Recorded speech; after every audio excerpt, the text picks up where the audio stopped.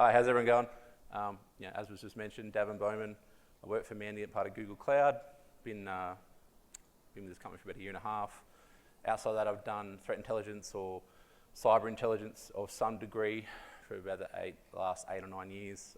If you hadn't picked up on it, I'm an Australian. This is my first time doing a conference in the United States, so I'm pretty excited about being here. Even more excited about the topic I'm going to be talking about today, so it's sort of more of a passion thing for me and a more of an interest piece, which is Hacktivism, which I think is often sort of the neglected part of the cyber threat landscape. So today we'll be talking about how the Russia-Ukraine war has changed the hacktivist landscape. So I am a millennial, so I do like pretty bad memes. There are a few throughout this talk as well. So just before we get started, just a big thank you to all of you for coming along. So as I said, hacktivism isn't always the sexiest or the most sought after threat category that we can look at as threat analysts or cybersecurity professionals. So appreciate it that you've come along to listen to it. Maybe this talk will change your mind about that, and you'll get a bit of a different perspective on this component of the cyber threat landscape. So we'll just go through a bit of a recap on hacktivism, baseline everyone, make sure everyone's sort of understanding about what hacktivism was and sort of where we're going. Then we'll talk about this geopolitical catalyst point, which is the Russia-Ukraine war. I just realised I've got it all down there, it's way easier. Then we'll go into rethinking hacktivism. And then we'll talk about a methodology for analysing, monitoring and researching hacktivist groups. And then we'll talk about a threat evolution. So at this point, if you're not already looking at hacktivists as a component of the threat landscape, some things that have happened over the last 6 months in particular that's probably worth starting to look at and at least be aware of this part of the threat landscape. Then a summary and some questions. Ideally, this should get done in a decent amount of time so we can have some questions as well. So as I said, let's start off. So it's going to be a bit of a journey, this talk. We're going to go through a few things, cover quite a lot. So first up, what is or was hacktivism? If you look at the definition, which is still stands today, person or group who gains unauthorized access to computer files and networks in order to further a social political agenda through disruption. And the big thing, especially pre-2022, is this inherent focus by hacktivist groups to conduct attacks based on social and often domestic political issues. So think about police brutality in the United States, the 99% movement, in the noughties with Anonymous, targeting authoritarian regimes, and often these, conducting these attacks in these geographically defined areas, often, in one set country. And that's really sort of what we saw with hacktivism, really leading up to 2022. There really was sort of a drop-off, particularly in the cyber community actually looking at hacktivism sort of leading into sort of the COVID period. This does all change significantly when we get to this geopolitical catalyst that we're talking about, which is the Russia-Ukraine war. So probably don't need to go over this in really much detail. I'm sure everyone in this room is acutely aware of what's happening. Russia re-invades Ukraine on the 24th of February 2022, and the entire geopolitical landscape changes. This alleged 3-day war continues to today, and it's probably going to continue into the next few years, most likely. And the shadow that's placed over the geopolitical landscape continues to prevail. You've got an election in the United States here in 40-something days, and there's still, that's a key component of this election is talking about the Russia-Ukraine war. So it's really changed the geopolitical landscape, and like most of the cyber landscape, it's also shaped cyberspace, and in particular the hacktivism landscape. So what we see is, when Russia re-invades Ukraine, we start to see almost instantly a response by hacktivist groups, particularly English-speaking hacktivist groups on Twitter, which is now X, declaring that they would be attacking Russia in direct response for this action against Ukraine. Around the same time, so within the first few hours, we see a few pro-Russian groups on Telegram. Telegram is the dominant platform that hacktivists use, with X probably is the second one, particularly the way that social media platform operates now. They can use that a lot more than they used to be able to, but largely on Telegram. So we start to see this happening within the first few hours. Then within the first 24, 48 hours, we see a really significant moment within the hacktivism landscape, which is the IT arm of Ukraine starts operating. For those that aren't aware, it's essentially a crowd-funded, open-source hacktivist group where anyone can join up on the Telegram and go and target specifically Russian websites with DDoS attacks. Go and use their tool they offer up. They currently got 200,000 plus members, and they're essentially state endorsed. So they start operating, they really set this new precedence for the hacktivist landscape within the first few days of the re-invasion. And then in response to that, we start to see groups, so really infamous groups, pro-Russian groups like Killnet in particular. So Killnet is now defunct, but it's probably the most infamous of all the post-2022 hacktivist groups. And what we really see, interestingly, really early on is that a lot of these pro-Russian hacktivist groups, they push the same narratives and the same information operations sort of context that the Russian government does. So they come out, Killnet comes out, and a few other come out within the first few days, and they say, we're going to conduct DDoS attacks, we're going to conduct hacktivist activity in direct response to IT Arm of Ukraine and others attacking us. So they've got this defensive posture and this victimized posture, which is same as what the Russian government's been peddling since they reinvaded Ukraine. So we sort of see this, this play out really quickly. And within the first few days, we see at least 15 hacktivist groups which have specifically declared they're going to be active in the Russia-Ukraine war. Since that date until today, there's been over 400 groups that have specifically come out and said, we are going to target Russia or Ukraine, we're going to support either side and be involved in this conflict in some capacity in cyberspace. And currently, there's still at least 100 plus groups that are still active today.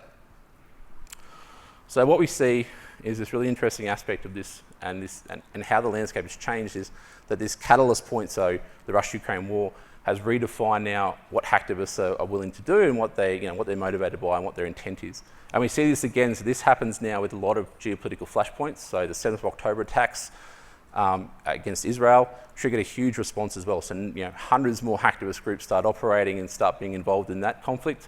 And then we also see, to a lesser extent, a bit of China and the Philippines as well. So we see these geopolitical flashpoints again. Cyberspace often mirrors the physical world. We see this a lot with hacktivist activity.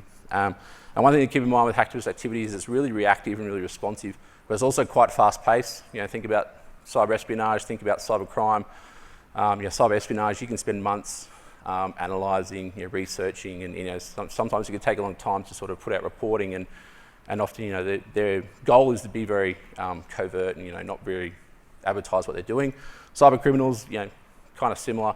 They really only advertise what they're doing when they're trying to extort a victim.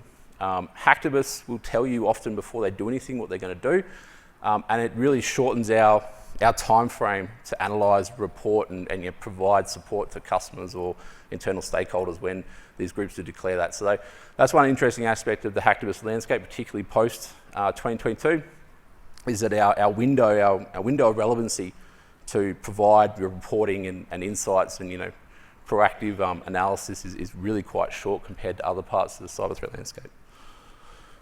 Another thing that we're seeing a lot of post 2022 is this idea of geopolitical triggers. So not only are these groups active based on big flashpoints, so breakouts of war, things like conflict between two countries, they're also being triggered by day-to-day events that are happening in response to that. And a big one is the support for a country and organisation, particularly for support for Ukraine, particularly with pro-Russian groups. So we'll see this all the time where a country will come out and say we're going to provide support to Ukraine, and within a few days we'll see pro-Russian hacktivists respond with attacks against that country.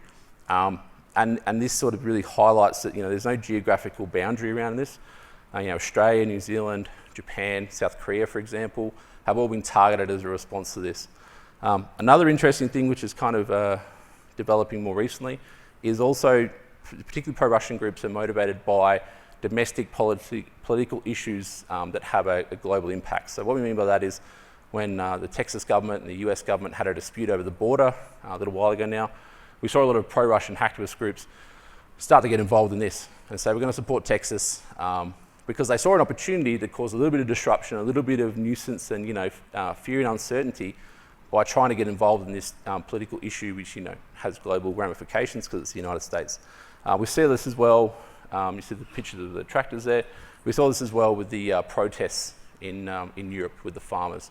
The pro-Russian hacktivists would come out and they would support the citizens of these countries against these oppressive, evil Western governments in Europe. So again, an opportunity for them to conduct attacks to cause disruption and chaos.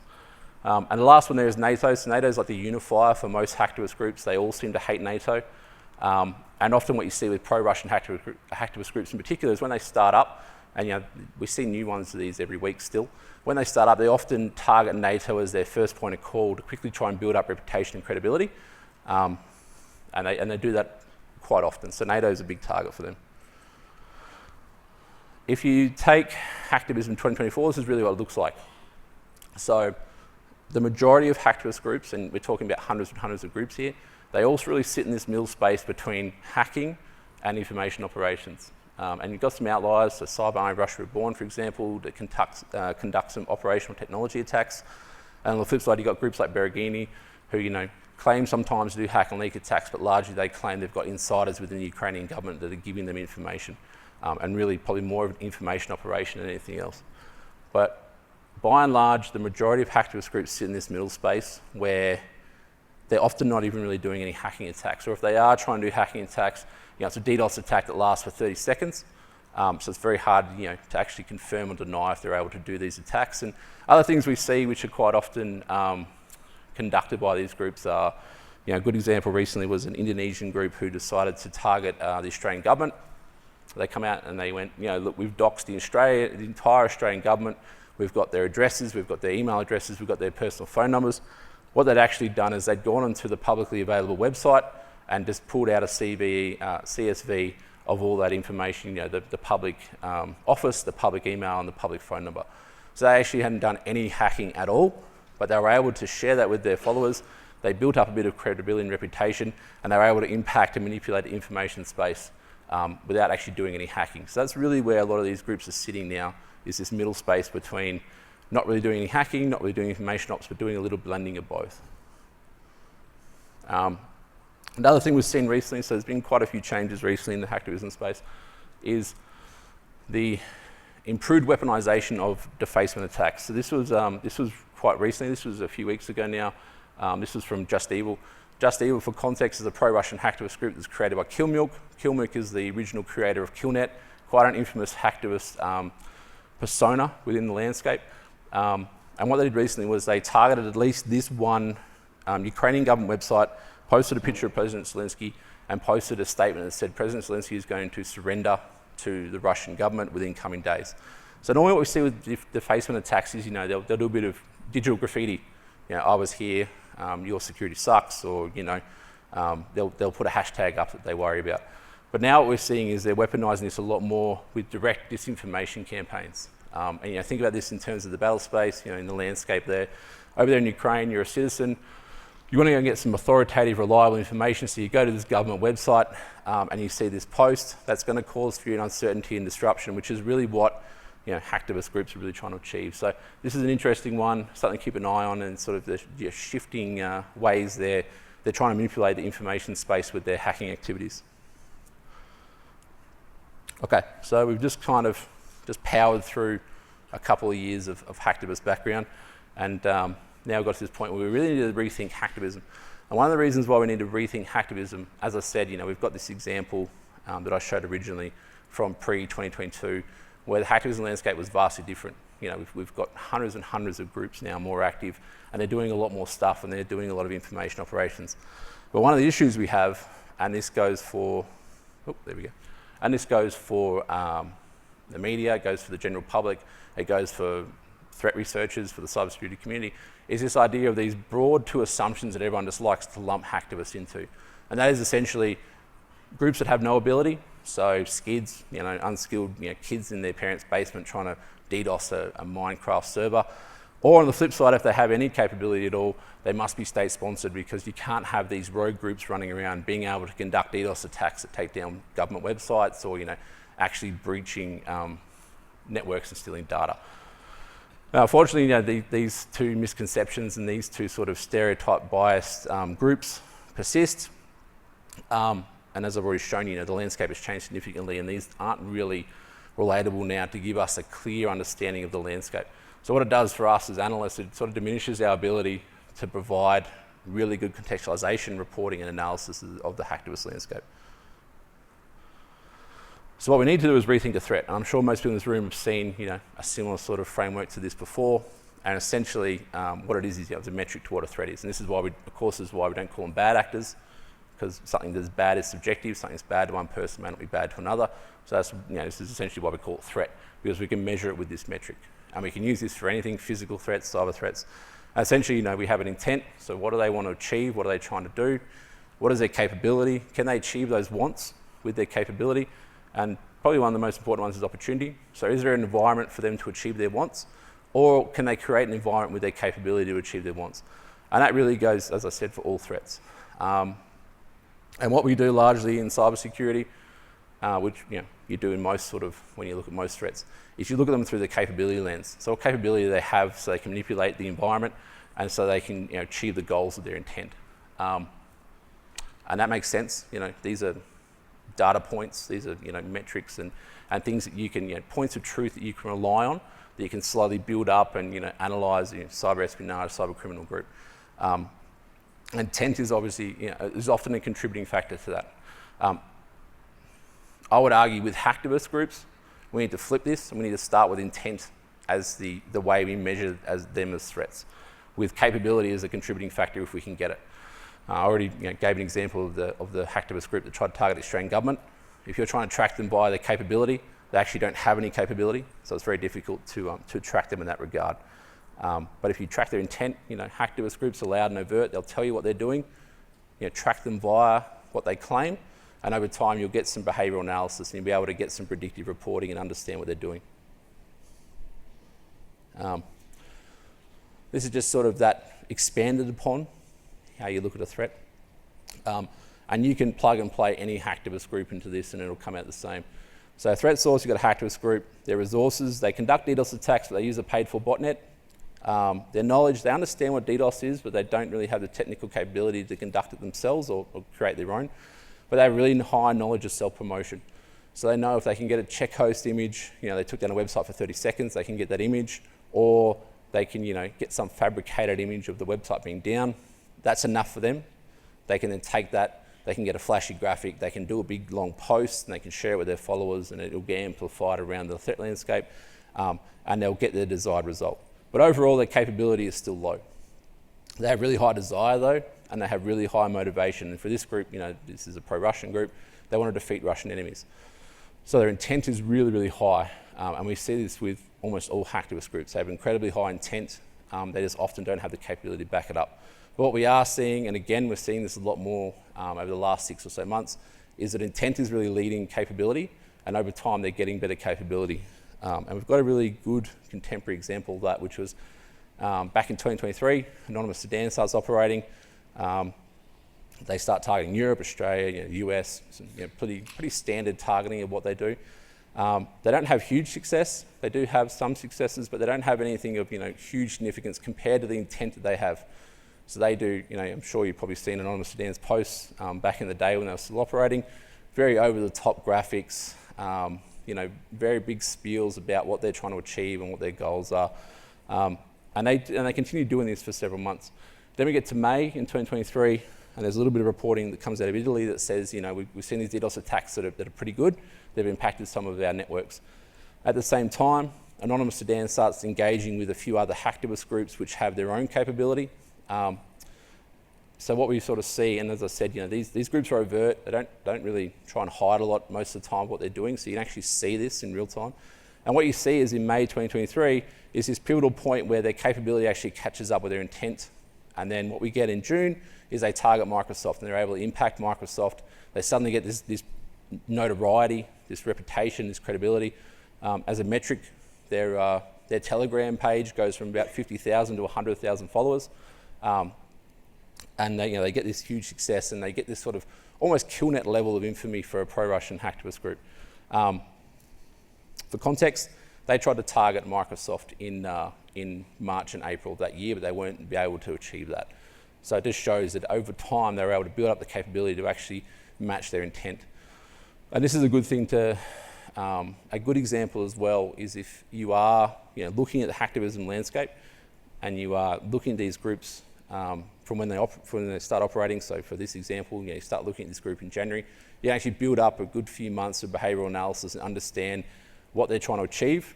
And you're tracking them by their intent. They're a DDoS group. they want to target these certain countries and they want to target these certain organisations in those countries, you can actually sort of do a little bit of behaviour, predictive analysis and a little bit of forewarning in your analysis and reporting. So you can be proactive, or you can be the people that are reacting, in June 2023 and suddenly frantically trying to understand what this group's about. So it's just a good example of if you look at hacktivist groups over time and they do get capability, you can be prepared to provide that reporting and analysis. Overall, hacktivist groups have some, pretty fairly standard goals they want to achieve, and this is regardless of whatever their intent or their capability is. And they really want to cause societal disruption, so data set disruption of any domestic population, or even companies' customers, a big one. So they might, want to go after McDonald's so that people can't order on the app. It'll cause a little bit of, annoyance to them. And they might try and do the same thing by trying to target the website where you book tickets for a train in Europe, for example. That can cause a little bit of disruption and annoyance. Another thing they want to really achieve more broadly is fear and uncertainty. So any level they can achieve of that is a success for them. Any sort of doubt, if people question if they can get money out of the bank because there's a claim to attack on a banking institution, that's a big win for them. Annoyance. So one thing to keep in mind with hacktivist groups is that the threshold for success is extremely low, and any level of disruption, regardless of how small, is a win for them. An example of this is, you'll see on X, someone will post, "Oh, my Wi-Fi doesn't work, my internet provider is crap." They'll screenshot that, post that in their Telegram group to their followers and say, "We claim this attack on this telecommunications provider. This was us. We took them down. And people can't use their internet anymore in this country." And that's really what we're dealing with a lot of the time. This is the level of threshold of success they're after, but it meets their goals, which is they manipulate the information space, they cause a little bit of potential fear and uncertainty, and they cause this sort of disruption and this annoyance. The last point there is attention. And what we can do sometimes, especially as analysts, is we can get sort of a little bit fixated on us being targeted, particularly in the Western world. And that is still relevant with hacktivist groups, so their reputation is important, especially if they can get media attention. Come back to Killnet again, their infamy was very handy for them. They weren't necessarily the most capable hacktivist group, but they had that reputation. Their name was put out there largely by the media. The other thing though is they really want credibility. Hacktivist groups, they operate in their own ecosystem, in their own communities. So you can go on Telegram, you can see they've got groups where they share memes, they've got groups where they chat about the weather, they chat about their day. They've got groups where they share memes. So it's a community and it's an ecosystem. And so credibility is also really important for these groups. And we see this sometimes where they conduct attacks with not a huge amount of interest in actually impacting the victim they've gone after, but they want to show to their followers that they can try and achieve that, or at least have the intent to want and do that. Okay. So now that I've just bombarded you with, the hacktivism landscape's completely changed, we need to rethink completely how a threat is. Now I'll sort of share with you a methodology that I've found is really helpful in navigating this. And again, we're talking about hundreds and hundreds of hacktivist groups with varying levels of capability, different levels of intent and different goals and things they're trying to achieve. So with this methodology, and I think you'll just remember back to when I was talking before about these two broad assumed groups that everyone just puts hacktivists into. So, low capability skids or, highly capable state-sponsored groups. The reality is you can take any hacktivist group that is currently active and you can place them into one of these three categories based on their intent, not on their capability, based on their intent. And really you've got three, so you've got financially motivated hacktivists, geopolitical hacktivists, and societal change hacktivists. And these are fluid groups, so these aren't hard and fast, but if you understand the group and you've looked at their behaviours and you look at their intent well enough, you can still definitively put them in one of these groups, and allows you to understand what their targets are, what their goals are, and what their capability and what they are trying to achieve in the landscape. So firstly, financially motivated hacktivists. So this isn't to be confused with cyber criminal groups. So largely, financially motivated hacktivist groups aren't trying to extort victims to get a payment. What they're actually doing instead is they're trying to elicit payment from their followers. So I just spoke about credibility. This is where credibility is really important for these type of hacktivists, because what they're doing, and we've got an image there of Phoenix. Phoenix was a former member of Killnet back when they had their collective. and then they went out on their own. And what they were doing, and this is quite common with pro-Russian hacktivist groups in particular, is they conduct an attack, doesn't matter what the website is for this example, and then they turn around and they go, hey, we just conducted this DDoS attack, can you give us some money and we'll buy better infrastructure? Funnily enough, these groups actually don't really get better capability, so they're either not getting any funding, or whatever funding they're getting, they're using it on other stuff. Another thing they do quite a lot, so UserSex is a pro-Russian group, really good example of this, is they offer training. So they'll say, hey, if you want to learn how to do a defacement attack, pay us $500 and you can come and do this special course. The other thing they do is they do pay to play. So, you know, we've got this public group and everyone can see what we're doing. But if you want to join our special exclusive group, you know, come and join our task force to take down the West, give us $500 and you can join that as well. So what they're trying to do is they're trying to get payment from their supporters, and this is why credibility and reputation is really important with a lot of these hacktivist groups. And as I said, this is almost exclusively pro-Russian hacktivist groups that operate like this. It might be the environment they come from the Eastern European cyber criminal community, but it's largely just them that do this. And more recently, what we've seen is a big push for botnet for hire, or DDoS capabilities for sale. And some of these groups are now trying to offer $10 an hour for DDoS capability. Is that probably going to impact many networks? Probably not, but they're selling it anyway. So like I said, they're trying to get money from their supporters. Contrasting to that is geopolitical hacktivists, and this is easily the largest category we now see in the hacktivist landscape. And these, as I said, these are groups that are motivated by geopolitical flashpoints anywhere in the world, but they're also driven by these geopolitical trigger points. And a really good example we have up here is NoName05716, who is the most prolific, most persistent, most consistent pro-Russian hacktivist group that conducts geopolitically motivated hacktivist DDoS attacks every single day. They have a sort of similar setup to the IT arm of Ukraine, where they have an open source, decentralized, crowd-funded DDoS capability that anyone can join. You can jump on, you can join in these attacks. Not that I'd recommend that, but that's what they do. And this is a really good example. So 2nd of February this year, it comes out in the media that Spain is going to teach Ukrainian military personnel how to use Patriot missile systems, and nothing gets pro-Russian hacktivists more angry than Patriot missile systems or just any weapon system that's going to help Ukraine. They get super riled up. So what you see on the 2nd of February, this comes out. Then within a few days, so by the 5th of February, you see NoName05716 directly quotes that media article and starts conducting attacks. So this might go for 24 hours where they just target websites in Spain to try and prove their message.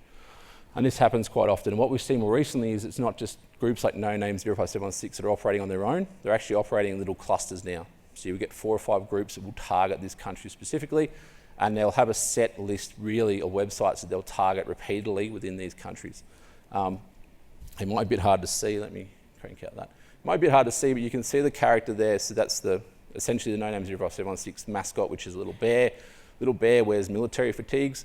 And with a lot of these groups, and this is regardless of what sort of theatre they're operating in, if it's the Middle East, if it's Asia, or if it's Russia, Ukraine, they genuinely believe that they are involved in this conflict and they are making a difference and they're supporting their country on whatever side they're fighting on. And this is a really big thing to be aware of, that they think that they are involved in an actual cyber war.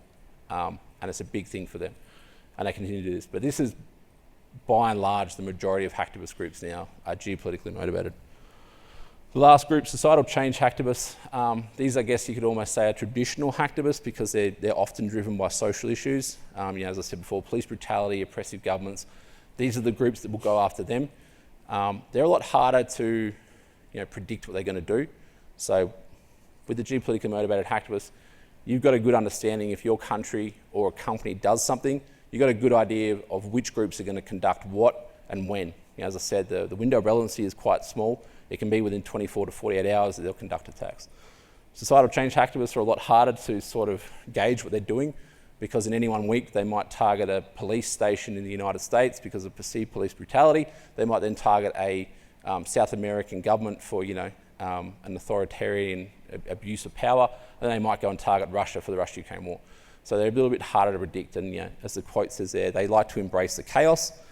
Funnily enough, these groups are actually far more capable most of the time than financially motivated and geopolitically motivated hacktivists. And they also have a lot of crossover with cyber criminal groups. So GhostSec's a good example.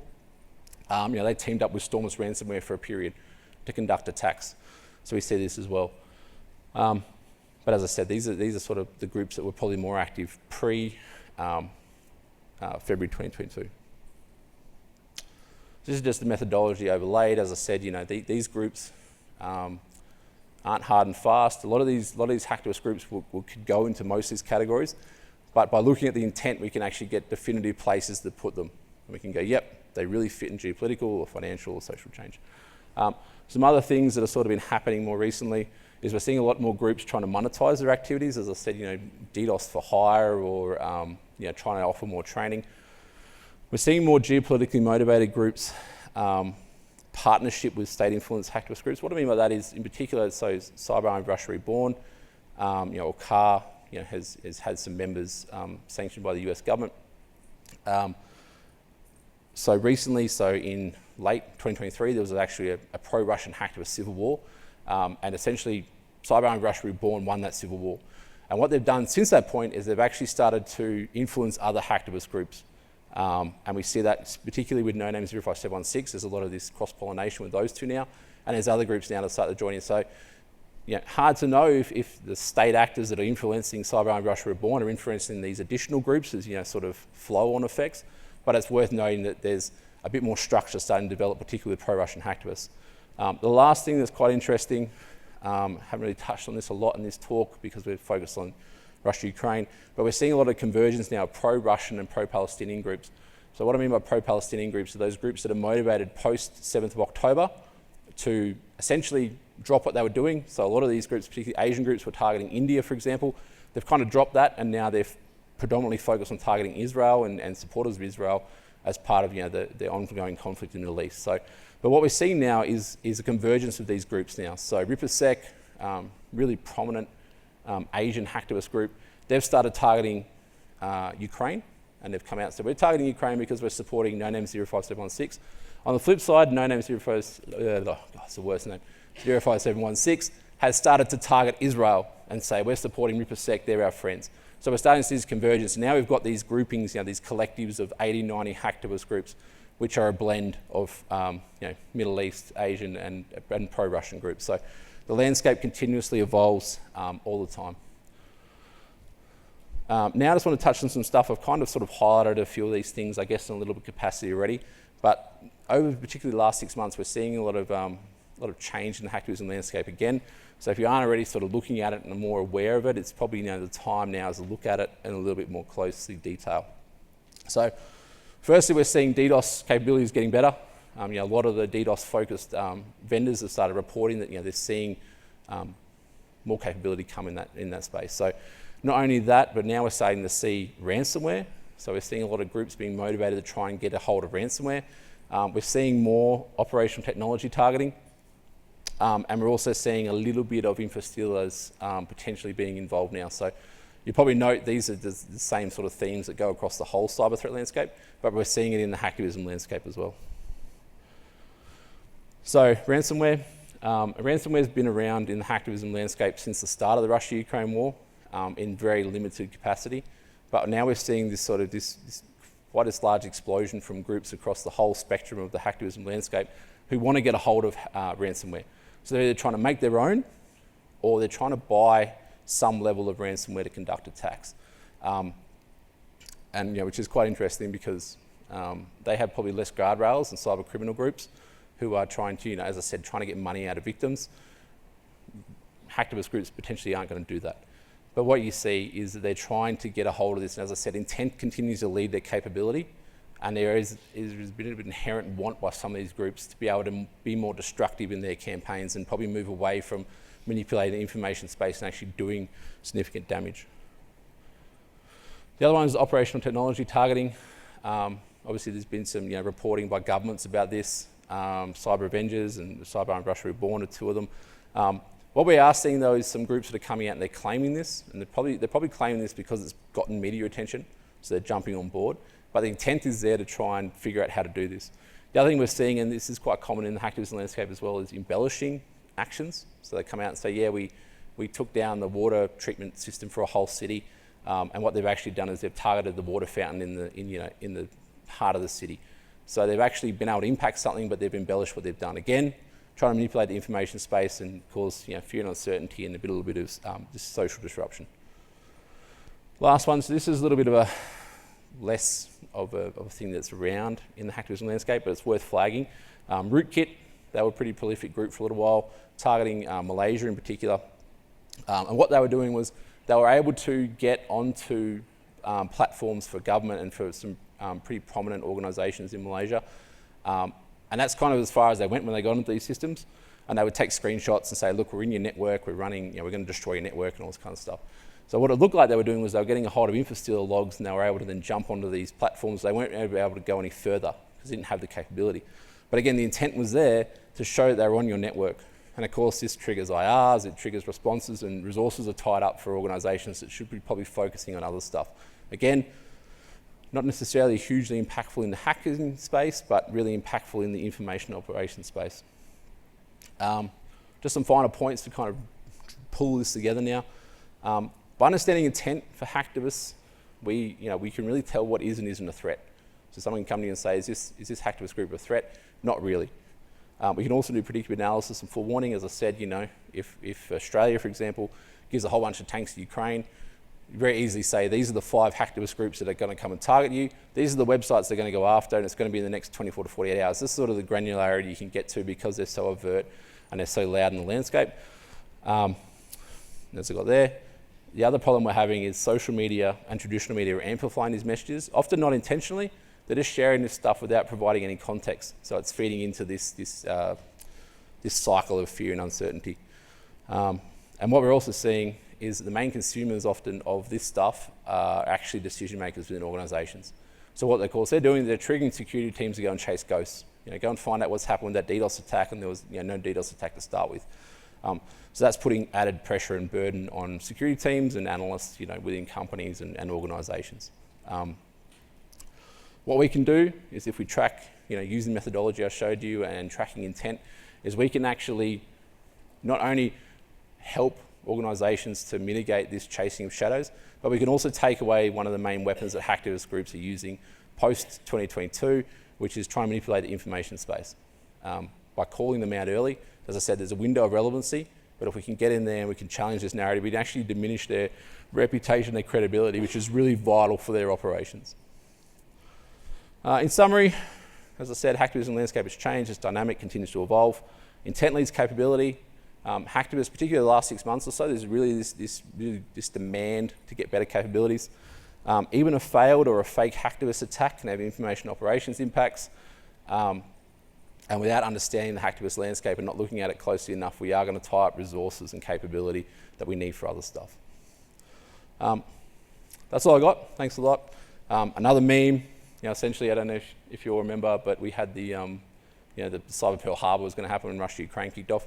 Essentially, the closest thing we've got to cyber war in reality is DDoS attacks from groups like pro-Russian groups. So, thanks.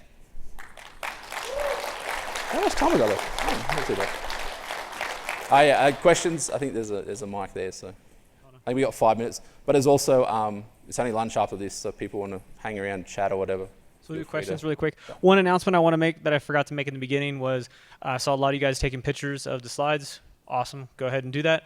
The slides will be made available to you after the show. My name's Jason. Great brief, by the way. Oh, thank you. So I see a theme. How are you doing the social listening? Are you guys doing it organically, and do you offer it as a service? Sorry? How are you doing the social listening, like with Telegram, everything? I saw the screenshots. Are you doing it organically, and do you offer it as a service? Not sure about if we offer it as a service, but we do track it within our day-to-day working. So I'm not really sure about that question. I might have to find out from someone that probably knows more than me. Hi, good morning. My name is Greg. I'm curious, how much are we seeing, or are we seeing any obfuscation by nation states by utilizing hacktivists? I'm particularly thinking of China and Russia. Definitely Russia and Iran have been pretty well documented by vendors and also the government. And what we've seen is really there's sort of two, I guess you could almost put them into two categories. So you've got hacktivist groups that have been around for 2 years.